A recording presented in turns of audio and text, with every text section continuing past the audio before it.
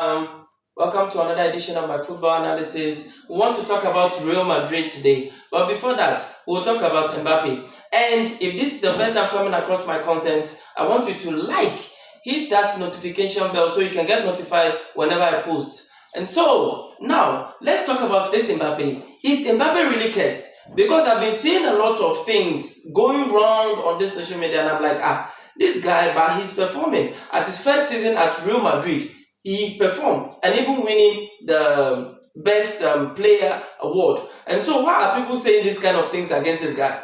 Why are people saying such things?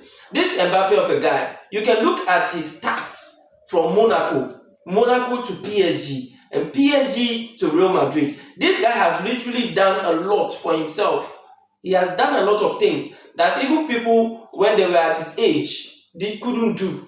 Somebody who won the Ballon d'Or at an early age and wanted to win it twice, if not for the intervention of Argentina.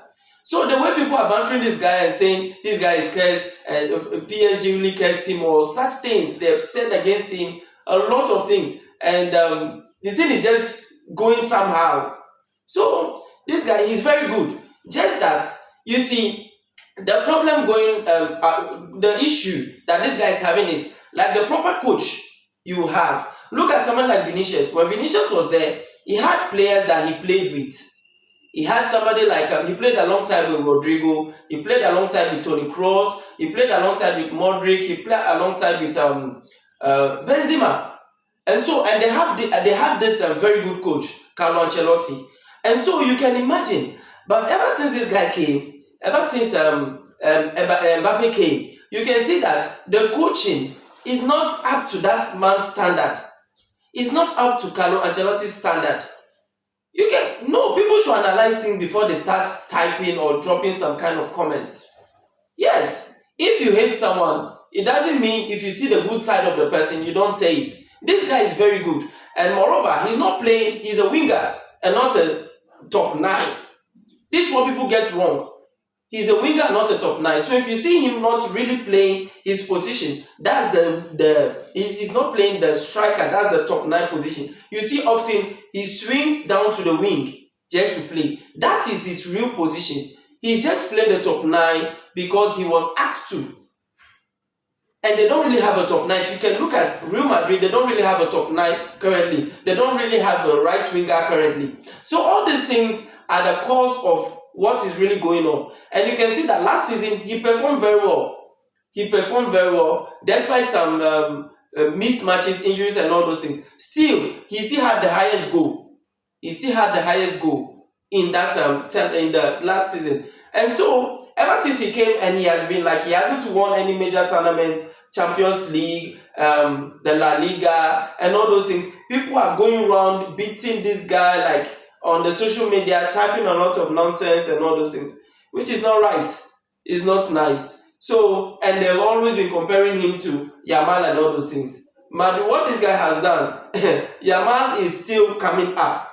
He hasn't gotten to that level yet. So, Mbappe, I just want to encourage this guy for all that he has done. Now, let us dive into our main topic or the main subject that we have in hand.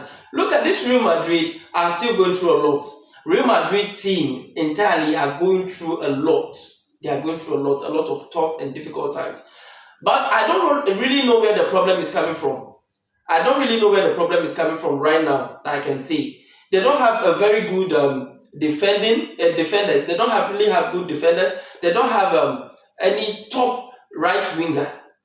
And this is causing a lot of problems in this team. Look at what they did during the Champions League second leg against Bayern. Quite fine. They played wonderful football. And people were not even expecting that from Real Madrid. But they still pull up. This is what football is. Besides the fact that, although we know that they didn't have that capacity, that players, who are those players capable of playing against Bayern. Bayern is top. The team is top. Bayern is top currently. So, Real Madrid are not to that standard of Bayern. We know Real Madrid are the kings of the Champions League. We know that the kings are the best club in the world. So, for Real Madrid not to have these players, to build up the players, this type of players like the way Bayern did.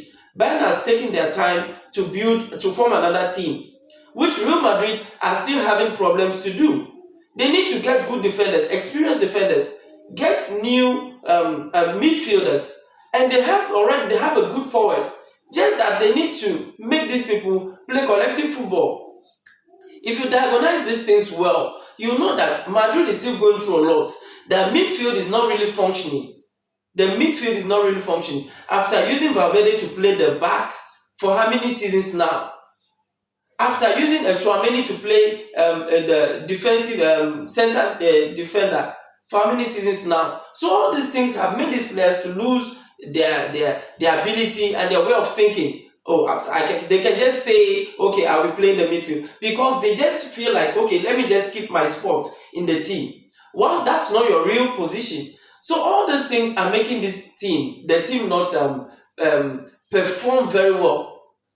It's making this team not perform very well. Camavinga, on the other hand, he got a red card. I think the last season as well, he also got a red card. And this thing, he might even leave, because there's Man United came knocking earlier. I think so. If I don't know if it's really legit, but I think Man United came knocking for Camavinga, and maybe he might even leave. That if his contract is due. So all these things, Madrid needs to flush out some players and get new players, experienced players. Somebody like Toni Kroos, his place is still missing in that team. Somebody like Modric, his place is still missing in this team. And so, as I said in my previous video, if they could go for Michael Olise, it would be a very good move for Real Madrid. It would be a very bold and good move. Although we know what happened after the match. But people get this guy wrong. Michael Olise is a very shy person. So when he was asked that question, people think that he was disrespectful to the fans and Real Madrid entirely, and this made them to hate him. Like, they were criticizing the fact that he was asking who are the champions, and they said Real Madrid are the champions, and he said yeah. So people think that he's a kind of person. If you look at this guy is a real shy person. And even he doesn't like coming out to talk and interviews and all those things. He's very shy. So people got it wrong for them coming and shading this guy on the social media. Yes. And so Real Madrid, these are the things Real Madrid need to put in place before they can win any trophy. Because these 2 seasons already, they are trophyless. I believe that they'll keep their spot in the league. But they are going to go trophyless this season, because there is no way that Barcelona will lose any match for Madrid to win the La Liga, because they are not in the Champions League anymore. They are not in the Copa del Rey anymore. So Barcelona knows they own the La Liga title already.